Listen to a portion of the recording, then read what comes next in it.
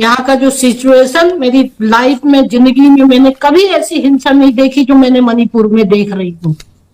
यहाँ का जो सिचुएशन मेरी लाइफ में, जिंदगी में मैंने कभी ऐसी हिंसा नहीं देखी जो मैंने मणिपुर में देख रही हूँ।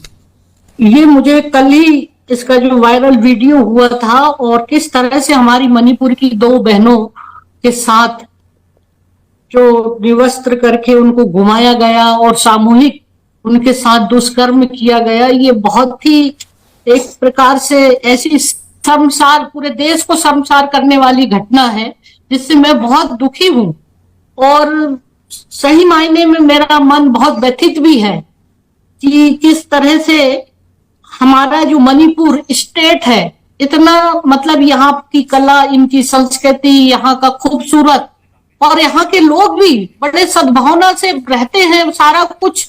और ये जो मुझे विश्वास नहीं होता कि ऐसी भी घटना मणिपुर में हो सकती है, लेकिन ये जानकर वास्तव में सभी को दुख हुआ है कि आज 4 मई की ये घटना और 18 तारीख को रिपोर्ट दर्ज की गई और इतने दिनों के बाद पता नहीं क्यों पुलिस ने इस बात की संज्ञान क्यों नहीं लिया। इस बात को मैंने डीजीपी को आज बुलाया था और पूरी रिपोर्ट जानकारी लिया कि अभी तक इस पे क्यों नहीं कार्रवाई की गई।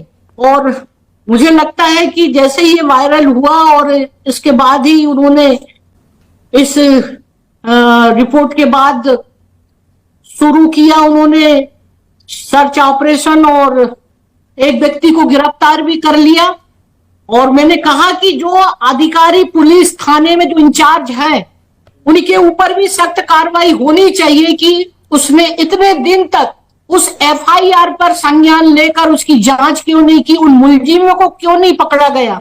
और दूसरी बात है तो वहां पर जो घटना हुई थी, खुद पुलिस के द्वारा उस दोनों बहनों को वो लोगों के द्वारा लाया गया था, थाने ले जा रहे थे, उनके अंदर भीड़ ने उनको वहां से छीन कर और उनके सामने ये घटना का अंजाम दिया। ये बहुत दुखद है। मैं इसकी बहुत निंदा करती हूँ कि ऐसे लोगों के ऊपर सख्त कार्रवाई हो। इसमें राजनीति बिल्कुल नहीं होनी चाहिए। कोई भी बहन हो इस देश की, उसके साथ अगर इस तरह का दर्दनाक सी जो हादसा हो सार्वजनिक तौर पर, उसकी मानसिक स्थिति देखिए क्या गुजर रही होगी, कितने दिन हो गए हैं।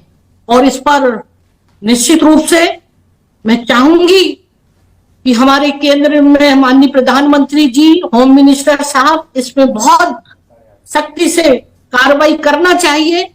आज की तारीख में आप 355 की बात कर रहे हैं, यहाँ 355 लागू नहीं है। और जो भी है केंद्र सरकार के द्वारा एक मतलब एडवाइजर को जो है वहां के रिटायर्ड मिस्टर कुलदीप सिंह जी, वो उनके ही एडवाइजर से और प्रशासन से जितनी भी यहाँ की मणिपुर की लॉ एंड ऑर्डर की सिचुएशन वो उनके द्वारा ही की जा रही है।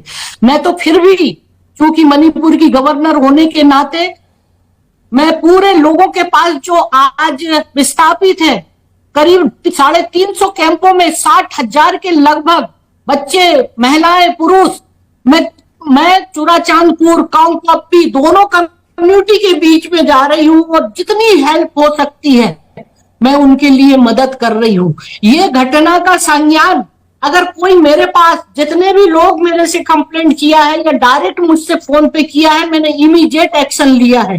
लेकिन जहां पर इसके संज्ञान में थी और उन्होंने इस चीज को क्यों नहीं जांच किया और क्यों नहीं कार्रवाई अभी तक किया, ये मुझे इस बात का दुख है। और निश्चित रूप से जो भी इसके जिम्मेदार हैं उनके ऊपर सख्त कार्रवाई होनी चाहिए और मैंने ये निर्देश दिए। आज भी हिंसा कहीं ना कहीं हो रही है और लोग बेहद डरे हुए हैं, दुखी हैं।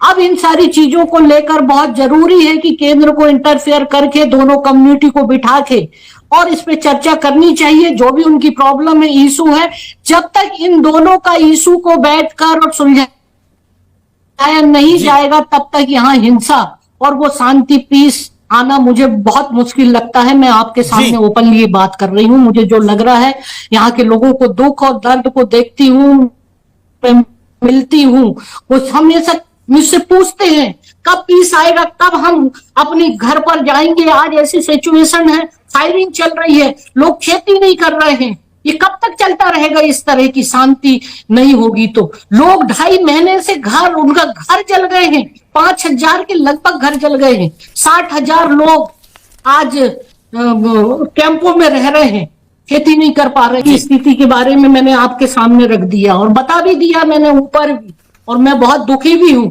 यहाँ का जो सिचुएशन, मेरी लाइफ में, जिंदगी में मैंने कभी ऐसी हिंसा नहीं देखी जो मैंने मणिपुर में देख रही हूँ।